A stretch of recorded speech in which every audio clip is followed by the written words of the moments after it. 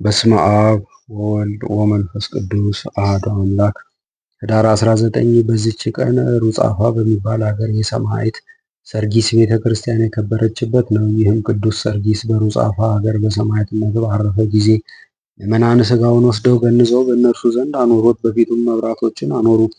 የመከራውም ዘመን እስኪያልፍ በእነርሱ ዘንድ ተሰውሮ ኖረ። ከዚህም በኋላ ያማረች ቤተ ክርስቲያንን አነጹለት። 15 ኤጲስቆጶሳትንም ሰብስበው አከበሯት።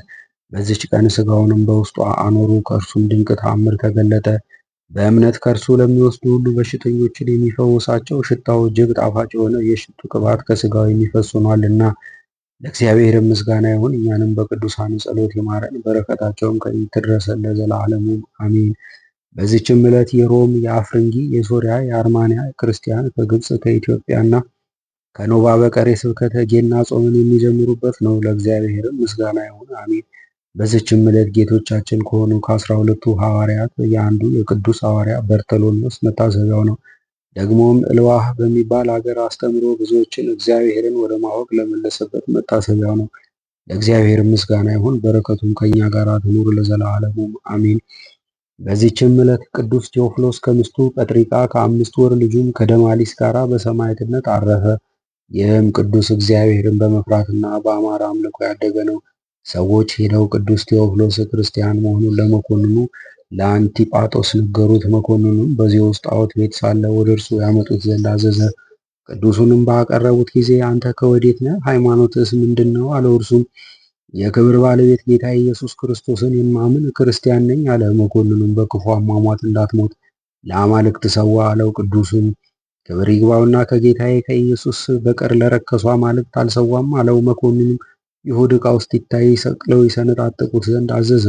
እርሱ ግን በጌታችን ኃይል ስለተጠበቀ ምን አልደረሰበትም። ሁለተኛም እሳትን አንድደው ከውስጡ እንዲጨምሩት አዘዘ። ቅዱሱም በእሳት መካከል በጸለየ ጊዜ እሳቱ ተበተነ፣ ምን ሳይነካው ከእሳት ውስጥ ወጣ። መኮንኑም ይህን አይቶ በረሃብ እንዲሞት አስረው አጽንተው ይጠብቁት ዘንድ አዘዘ። ከ5 ከ8 ቀንም በኋላ ሚስቱ ጰጥሪቃ ሕፃኗን ተሸክማ መጣች። ምስክርም ሆኖ በክርስቶስ ስም ይሞት ዘንድ አጽናናችው። መኮንኑም ለቅዱስ ቴዎፍሎስ ምግብ የሰጠው እንዳለ ብሎ ሊመረምር ሄደ። የእስር ቤቱንም ደጅ በከፈተ ጊዜ ጣፋጭ የዕጣን መዓዛ ተቀበለው።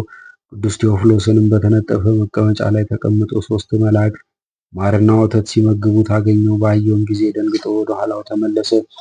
በማግስቱም ቅዱስ ቴዎፍሎስን ወደ አደባባይ እንዲያመጡት አዘዘ። እርሱም ሚስቱ ተከትላው መጣ። መኮንኑም ዲዮስ ለሚባል አምላክ ሰዋ አለው። ቅዱሱም እኔ ዓለምን ሁሉ ለያዘ ለእውነተኛው አምላክ ለጌታ ኢየሱስ ክርስቶስ በቀር ለሌላ አልሰዋም አለው። በዚያንም ጊዜ ለአንበሳ እንዲጥሉት መኮንኑ አዘዘ። አንበሳውም ሮጦ እግሮቹን ሳመ። ከዚያም በኋላ በእግዚአብሔር ፈቃድ አቆሰለው። ተጋድሎውን በዚህ ፈጽሞ ነፍሱን ሰጠ። ቅድስት ሚስቱ ጰጥሪቃም ሥጋውን አንስታ ከሳጥን ጨመረች።